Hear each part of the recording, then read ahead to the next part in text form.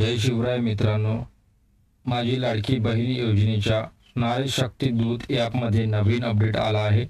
त्यामध्ये ऑनलाईन अर्ज करीत असताना काही चूक केली असेल तर ती आता दुरुस्त करता येणार आहे।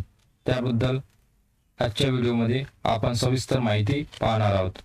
तर चॅनलवर नवीन असाल तर चॅनलला सबस्क्राइब करा, जास्तीत जास्त शेअर करा, व्हिडिओला लाईक करा। चला तर मग सुरू करूया। ऑनलाईन अर्ज करीत असताना काही चुका झाल्या त्या आता दुरुस्त करता येणार आहे। अर्ज करीत असताना चुकीचे नाव, चुकीचे बँक अकाउंट्स डिटेल्स, चुकीचे डॉक्युमेंट्स किंवा मोबाईल क्रमांक हा चुकीचा झाला असेल तर तो आता दुरुस्त करता येणार आहे।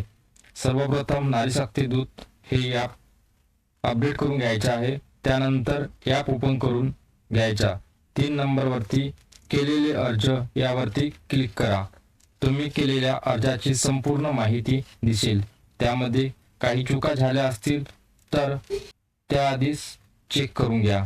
उजव्या साईडला एडिट या ऑप्शनवरती क्लिक करा।